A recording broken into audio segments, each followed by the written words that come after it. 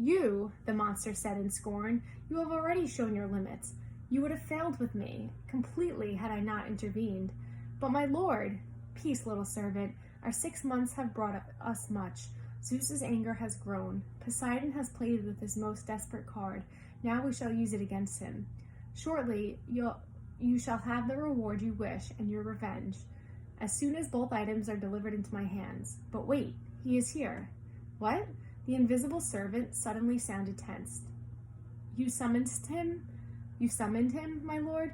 No. The full force of the monster's attention was now pouring over me, freezing me in place. Bless his father's blood. He is too changeable, too unpredictable. The boy brought himself hither. Impossible, the servant cried. For a weakling such as you, perhaps, the voice snarled. Then its cold power turned back on me. So, you wish to dream of your quest, young half-blood? Then I will oblige. The scene changed. I was standing in a vast throne room with black marble walls and bronze floors. The empty, horrid throne was made from human bones fused together. Standing at the foot of the dais was my mother, frozen in shimmering golden light, her arms outstretched. I tried to step toward her, but my legs wouldn't move. I reached for her, only to realize that my hands were withering to bones. Grinning skeletons in Greek armor crowded around me, draping me with silk robes, wreathing my head with laurels that smoked with chimera poison burning into my scalp. The evil voice began to laugh. Hail the conquering hero! I woke with a start. Grover was shaking my shoulder. The truck stopped, he said. We think they're coming to check on the animals. Hide, Annabeth hissed. She had it easy. She put her legs on a magic cap and disappeared. She just put on her magic cap and disappeared. Grover and I had to dive behind the feed sacks and hope we looked like turnips. The trailer doors creaked open. Sunlight and heat poured in. Man, one of those truckers said, waving his hand in front of his ugly nose. I wish I hauled appliances. He climbed in and poured some water from a jug into the animal's dishes. You hot, big boy? He asked the lion, then splashed the rest of the bucket right into the lion's face. The lion roared in indignation. Yeah, the man said. Next to me, under the turnip sack, Grover tensed. For a peace-loving herbivore, he looked downright murderous. The truck threw the antelope a squashed-looking happy meal bag. He smirked at the zebra. How you doing, Stripes? At least we'll be getting ready to stop. You like magic shows? You're going to love this one. They're going to saw you in half. The zebra, wide-eyed with fear, looked straight at me. There was no sound, but as clear as day, I heard it say, Free me, Lord, please. I was too stunned to react. There was a loud knock, knock, knock on the side of the trailer. The truck inside with this yelled, What do you want, Eddie? A voice outside, it must have been Eddie, shouted back. Maurice, what'd you say? What are you banging for? Knock, knock, knock. Outside, Eddie yelled, What's banging? Our guy Maurice rolled his eyes and went back outside, cursing at Eddie for being an idiot. A second later, Annabeth appeared next to me. She must have done the banging to get Maurice out of the trailer. She said, This transport's business can't be legal. No kidding, Grover said. He paused as if listening. The lion says these guys are animal smugglers. That's right, the zebra's voice said in my mind. We've got to free them, Grover said. He and Annabeth both looked at me, waiting for my lead. I'd heard the zebra talk, but not the lion. Why? Maybe it was another learning disability. I could only understand zebras? Then I thought, horses. What had Annabeth said about Poseidon creating horses? Was a zebra close enough to a horse? Was that why I can understand it? The zebra said, Open my cage, Lord, please. I'll be fine after that.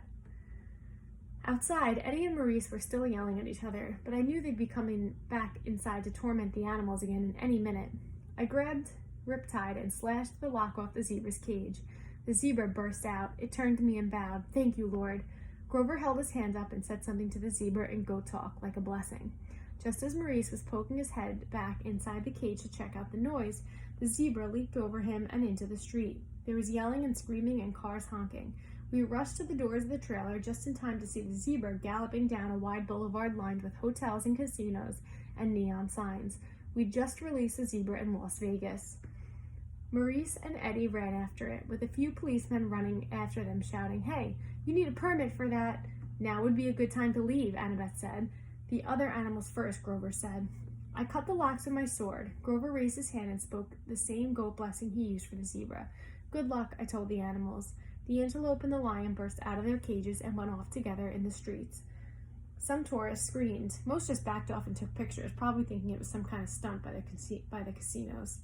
Will the animals be okay, I asked Grover. I mean, The desert and all? Don't worry, he said. I placed a satyr sanctuary on them. Meaning they'll reach the wild safely, he said. They'll find water, food, shade, whatever they need until they find a safe place to live. Why can't you place a blessing like that on us, I asked. It only works on animals. So it would only affect Percy, Annabeth reasoned. Hey, I protested. Kidding, she said. Come on, let's get out of this filthy truck. We stumbled out into the desert afternoon. It was 110 degrees, easy, and we must have looked like deep-fried vagrants, but everybody was too interested in the wild animals to pay us much attention.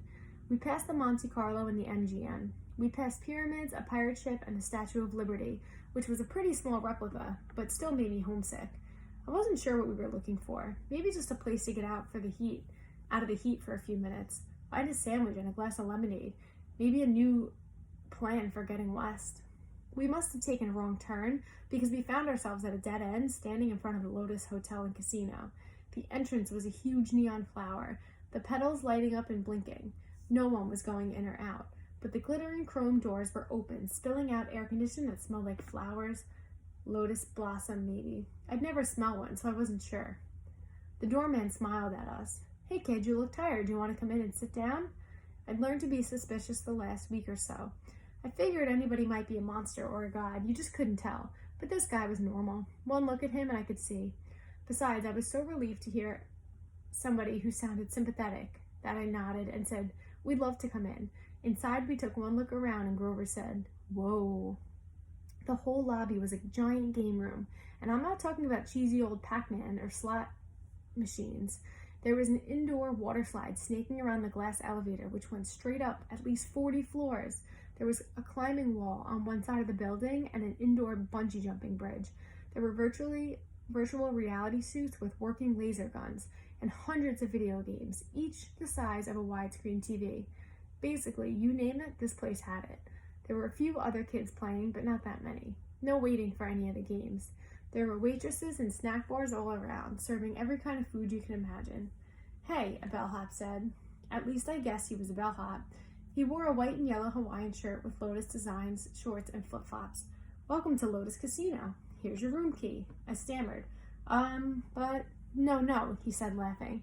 The bill's taken care of. No extra charges, no tips, just go on to the top floor, loom 4001. If you need anything, like extra bubbles for the hot tub, or skeet targets for the shooting range, or whatever, just call the front desk. Here are your Lotus cash cards. They work in the restaurants and all of the games and rides. He handed us each a green plastic credit card. I knew there must have been some kind of mistake. Obviously, he thought we were some millionaires' kids, but I took the card and said, how much is on here? His eyebrows knit together. What do you mean? Well, when does it run out of cash? He laughed. Oh, you're making a joke. Hey, that's cool. Enjoy your stay. We took the elevator upstairs and checked out our room. It was a suite with 3 separate bedrooms and a bar stocked with candy, sodas, and chips, a hotline to room service, fluffy towels and waterbeds with feather pillows, a big screen television with satellite and high-speed internet. The balcony had its own hot tub, and sure enough, there was a skeet shooting machine and a shotgun, so you could launch clay pigeons right out over the Las Vegas skyline and plug them with your gun. I didn't see how that could be legal, but I thought it was pretty cool. The view over the strip in the desert was amazing, though I doubted we'd ever find time to look at the view with a room like this. Oh goodness, Annabeth said. This place is sweet, Grover said. Absolutely sweet.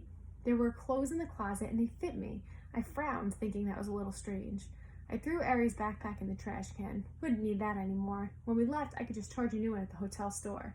I took a shower, which felt awesome after a week of my grimy travel. I changed clothes, ate a bag of chips, drank 3 Cokes, and came out feeling better than I had in a long time. In the back of my mind, some small problem kept nagging me. I'd had a dream or something. I needed to talk to my friends, but I was sure it could wait. I came out of the bedroom and found that Annabeth and Grover had showered and changed clothes. Grover was eating potato chips to his heart's content, while Annabeth cranked up the National Geographic channel. All those stations, I told her, and you turn on National Geographic? Are you insane? It's interesting. I feel good, Grover said. I love this place. Without his even realizing it, the wings sprouted out of his shoes and lifted him a foot off the ground, then back down again. So now what? Annabeth asked. Sleep? Grover and I looked at each other and grinned. We both held up our green plastic Lotus cash cards.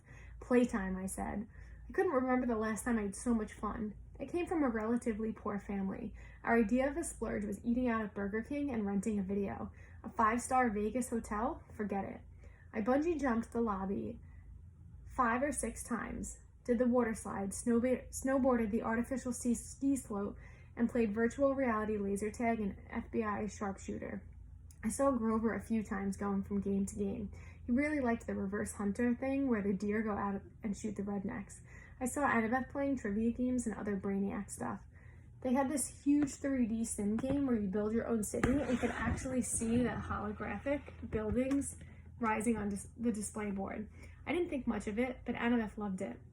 I'm not sure when I first realized something was wrong. Probably it was when I noticed the guy standing next to me at the VR sharpshooters. He was about 13, I guess. But his clothes were weird. I thought he was some Elvis impersonator's son. He wore bell-bottom jeans and a red t-shirt with black piping, and his hair was permed and gelled like a New Jersey girl's on homecoming night. We played a game of sharpshooters together, and he said, "Groovy, man. Been here 2 weeks and the games keep getting better and better." Groovy? Later, while we were talking, I said something was sick, and he looked at me and kind of startled, as if he's never heard the word used that way before. He said his name was Darren, but as soon as I started asking him questions, he got bored with me and started going back to the computer screen. I said, "Hey, Darren, what? What year is it?" He frowned at me. "In the game?" "No, in real life." He had to think about it. 1977? "No," I said, getting a little scared. "Really?" "Hey man, bad vibes. I got a game happening." After that, he totally ignored me. I started talking to people and found out it wasn't easy. They were glued to the TV screen or the video game or the food or whatever. I found a guy who told me it was 1985. Another guy told me it was 1993. They all claimed they hadn't been here for very long, a few days, a few weeks at most. They didn't really know, and they didn't really care. Then it occurred to me how long I had been here. It seemed like only a couple of hours, but was it? I tried to remember why we were here. We were going to Los Angeles. We were supposed to find the entrance to the underworld. My mother, for a scary second. I had trouble remembering her name. Sally Jackson. I had to find her. I had to stop Hades from causing World War III.